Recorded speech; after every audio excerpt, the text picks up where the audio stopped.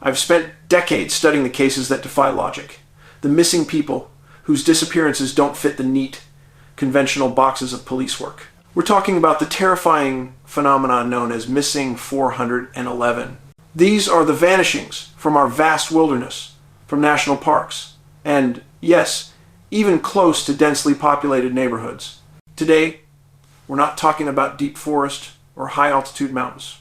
We're talking about a cold, haunting event that took place in Louisville, Kentucky, back in 1971. This case of Jonathan Scott Marker, known as Scotty, became a cornerstone of my work, a piece of the puzzle that proves something deeply unsettling is operating in our environment. Scotty was just 2.5 years old when he vanished on February 18th. His home on Claremont Street was right near a large, disused reservoir system. I often hear people ask why focus on these stories. The reason is simple. I follow the facts, no matter how unsettling or impossible they may seem. Scotty's father, Carl, a famous DJ in Louisville, arrived at the home to visit the children. Within minutes, the little boy was gone. The response was immediate. Carl used his radio platform to put out a desperate plea, and the public responded with overwhelming force. Within hours, 1,000 people were on Claremont Street, searching every corner. The police, dealing with a driving rainstorm the next day, worked tirelessly to organize the mass of volunteers. This was not a delayed search. This was an instant, massive mobilization in a small suburban neighborhood. The area was completely saturated, but the conventional narrative fractured immediately with the arrival of the canine unit. The dog tracked Scotty's scent to a hole in a fence surrounding 2 massive percolation ponds. The dog's trail stopped at the opening, but the assumption was made Scotty must have fallen into the water. To reach that fence, a 2-year-old would have had to climb a 45-foot, incredibly steep embankment. His mother said he had never done it alone. These ponds were enormous, 2 basins, each 8.5 acres and 22 feet deep. The search effort that followed was monumental. 10 search and rescue teams dragged the ponds relentlessly. Then, the Louisville dive team arrived, searching hand in hand through the murky depths. Days turned into a week, and the water company was called in to perform the unthinkable. They began draining the entire reservoir system. The effort was meticulous. Both ponds were eventually drained completely.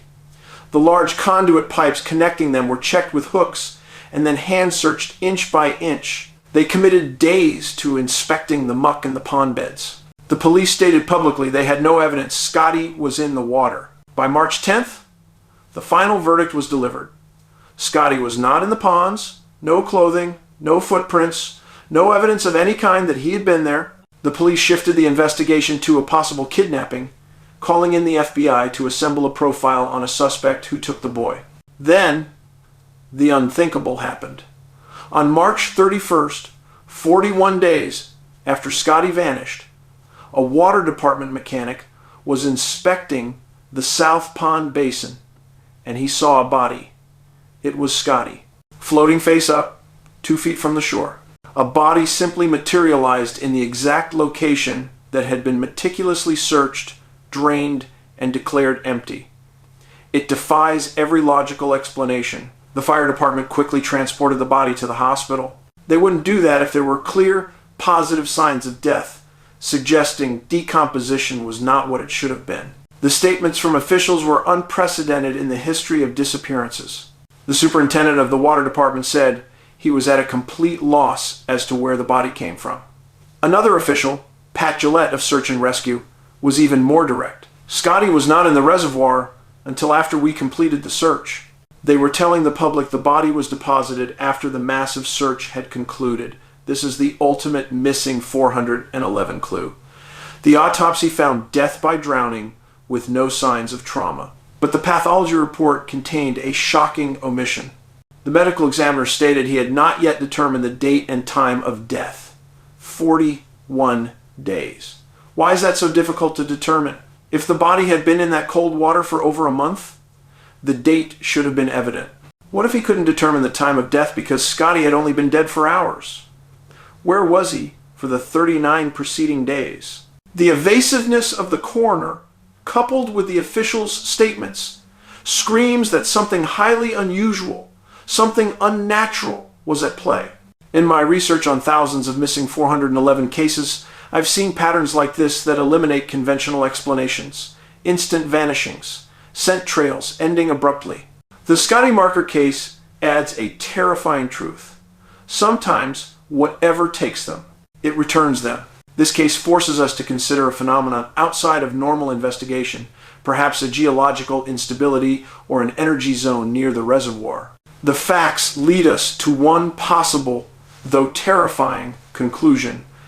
A fleeting localized dimensional rift or an unseen portal opened and closed.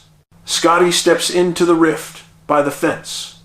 For 41 days, he is elsewhere, in a place or time we cannot trace.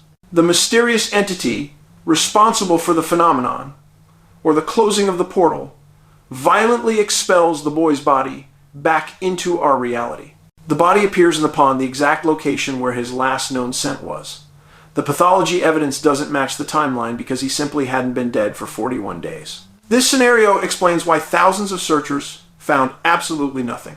It moves this case into the realm of the truly inexplicable. The body of 2.5-year-old Scotty Marker could not have been where it was found for the duration of the search.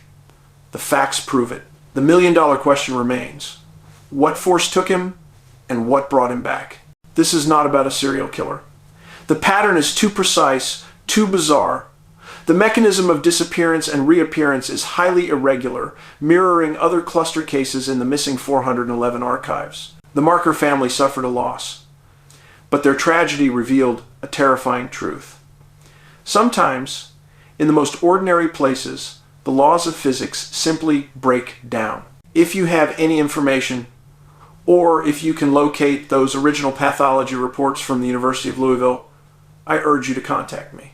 The truth is hidden in the details. The missing 411 phenomenon is real, it is terrifying, and it continues to operate unseen, right where you least expect it.